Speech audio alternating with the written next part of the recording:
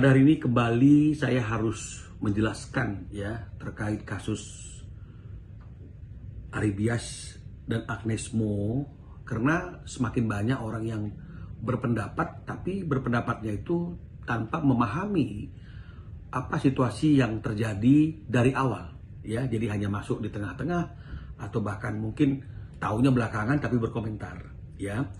Jadi saya harus kasih tahu bahwa sebelum perkara ini dimasukkan ke pengadilan niaga, itu sudah melalui beberapa tahapan ya. Tahapan pertama itu Aribias sudah menghubungi secara personal kepada Agnes Mo dan manajemennya tapi tidak mendapatkan respon.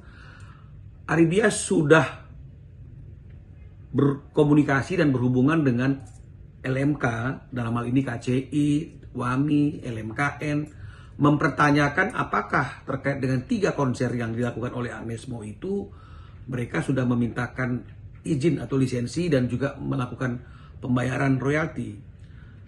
Namun informasi dan keterangan yang didapat dari 3 organisasi itu ya, KCI, WAMI, dan LMKN mengatakan tidak pernah ada permintaan lisensi atas penggunaan lagu Aribias Bilang Saja dan juga tidak pernah ada pembayaran royalti ya.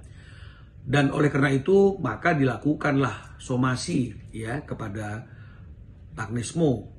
Ini juga tidak mendapatkan respon meskipun terkait dengan masalah somasi itu menjadi pemberitaan dan perhatian publik ya. Ini mungkin karena pendapat anggap remeh dan menganggap bahwa eksistensi dari pasal 9 ayat 1 2 Undang-Undang Hak Cipta itu tidak hidup ya. Nah, terus yang perlu juga kami sampaikan,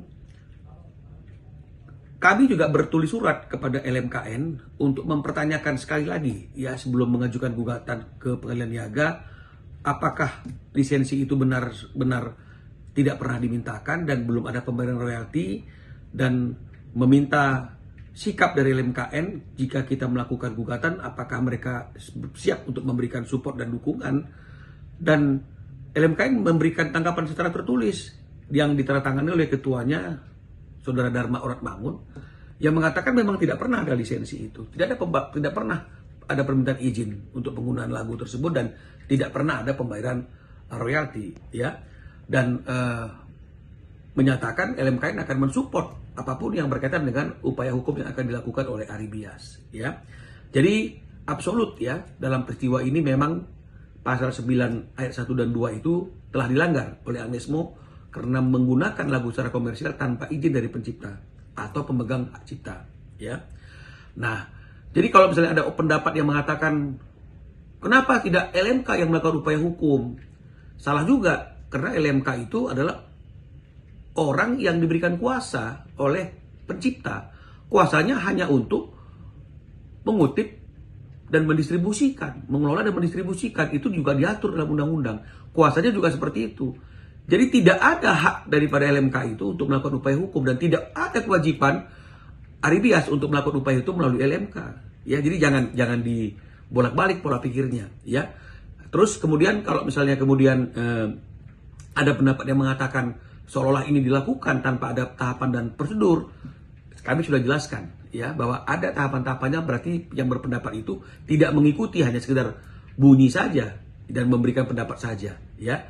Dan oleh karena itu saya ingin mengingatkan, jangan intervensi kebebasan peradilan ya. Kalau memang ada perbedaan pendapat terkait dengan putusan yang udah dikeluarkan oleh pengadilan niaga, bentuk keberatannya itu hanya melalui satu pintu saja, yaitu kasasi di tingkat Mahkamah Agung. Jadi jangan mencoba membentuk opini publik yang akhirnya mempengaruhi kebebasan peradilan dalam memeriksa dan memutuskan perkara ini. Ya, karena itu cara-cara yang tidak gentleman, ya. Jangan bawa pertarungan di jalanan dan opini. Karena ada lembaga yang berhak untuk memeriksa dan meneliti perkara tersebut, dan itu adalah pengadilan, dan itu yang dilakukan oleh Aribias. Jadi siapapun yang keberatan silakan.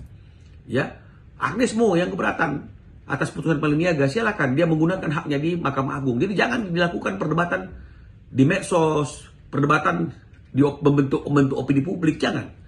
Ya, karena undang-undangnya ada dan masih eksis. Jadi mari kita hargai lembaga peradilan yang telah memutuskan perkara tersebut, dan setiap keberatan atas putusan sudah dikeluarkan ada mekanismenya menurut aturan hukum, yaitu melalui kasasi di Mahkamah Agung. Ya, jadi stop pro kontra, stop perdebatan, stop mencoba membentuk opini publik. Ya, lakukan semuanya di tempat yang benar, yaitu di peradilan.